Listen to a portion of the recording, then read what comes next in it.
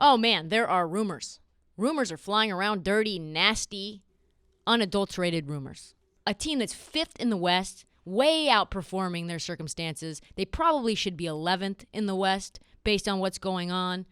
And now they're getting players back healthy. And on the eve of CJ's return, we had a bombshell story dropping that, yes, Terry Stotts is rumored to be on the hot seat. Say what? Yeah, I mean, like you said, I don't really agree with it too much. I understand there's definitely some issues with his defensive coaching and stuff like that. I just think there's so few coaches in the league that can win despite their circumstances, and he's proven to be one. And I do think were he to be let go, he would be swooped up insanely fast. Yeah, I think that's right. I think the Western Conference Finals appearance speaks volumes about Terry Stotts' ability to use scrubs and turn them into something. But the reason is simple. The Blazers currently are scoring 115 points per game, and they're giving up more consistently. They rank 29th in the league in team defense. I would say that's not good. How bad is that? The Blazers' 116.3 rating is the third worst in the history of the NBA. I don't know why that's so funny, but it's terrible. Only trailing the 2018-2019 Cavs at 117.6 and this year's Sacramento Kings at 118.8. And if you think that this is an anomaly, this is just a one-off in a pandemic year. They were 27th in the league last year. In Stotts' career, he's ranked in the bottom half in 7 out of the 9 years and the bottom quarter 4 times out of the 9 years. What's really interesting is this article Jason Quick talks about that the Blazers spend 85% of their film study and practice on just defense. Besides Tom Thibodeau, I've never heard of such a thing. Never.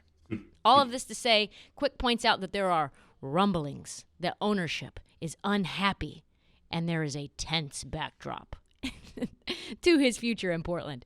He's got 1 year left on his deal, and it should be noted that the Blazers did not pick up and extend Terry Stotts in this last offseason. So, yes, things are a little tense. Despite his team outperforming in the bubble this year, if he doesn't fix the defense, there's a rumor that there is a quote-unquote really good chance that he gets the boot.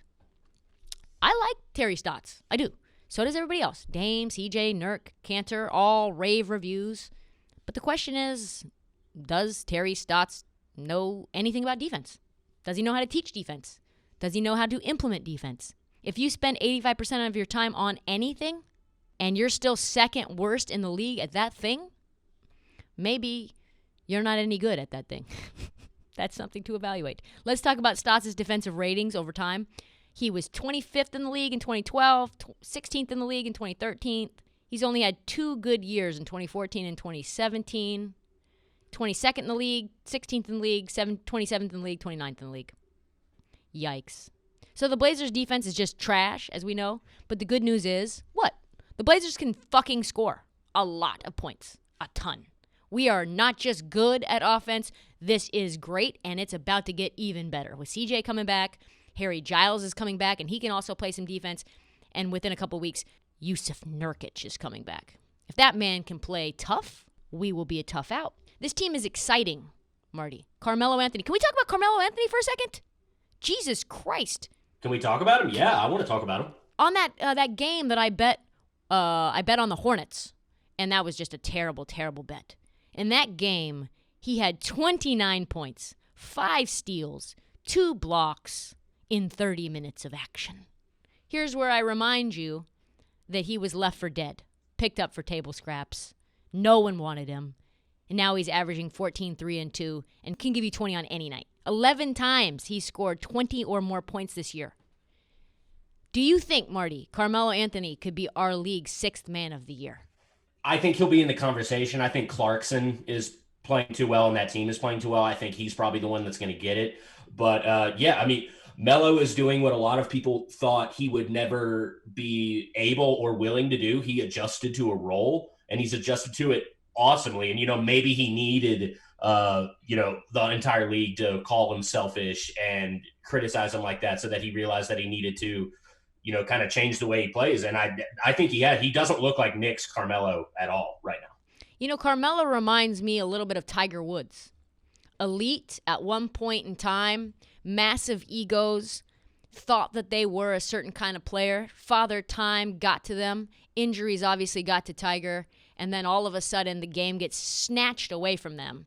And then when they're allowed to come back, they come back a different, happier, more grateful player, just outperforming what anybody would possibly think that they could end up doing. And he's 37. And we got him, Portland got him for $2.6 million a year. Do you know Luke Kennard, LA Clippers wing guard combo-esque, is making almost 10 times that amount? Luke Kennard, who's averaging 6.7 points per game. Yeah. What a steal. Melo has played for 4 different teams in 4 years. It's crazy. Knicks, OKC, Houston, Portland, and the world, like you said, Marty, said he would not be able to accept a smaller role. NBA GM said, Carmelo, you can't have him on your bench because he's going to want to play more than you can play him for your team's success, and it's just not a good look. And now what we're seeing is Melo committed to this role that is one of the biggest, I would say, the biggest keys to the Blazers winning games, especially when Dame goes cold. Yeah. When Dame has an off night, Melo just picks up the slack. He is still a bucket. At any given time, a bucket. 5 steals in a game? When did we ever see Carmelo play defense like that? That was his knock, right? He does not play defense. Oh, yeah. No, totally. I didn't watch that game. I don't know how he came into those 5 steals, but that's definitely a stat sheet head scratcher for sure. Who would have ever thought that the Blazers would have a plethora of capable wings? Not me. Not me. When we had Evan Turner, I was like, can we just get one wing? I was happy to have Trevor Ariza last year. I was like, yeah. I mean, he can do something. He can defend. Now we've got Covey, Melo, Hood, Derek Jones Jr., and now there's a rumor that the Blazers might go and get Aaron Gordon. What do you think about that? I guess that improves the defensive problem quite a bit. I would like it. I kind of like that fit. With good guard play. Like, that would open him up a little bit more. And he's shooting better this year, I believe.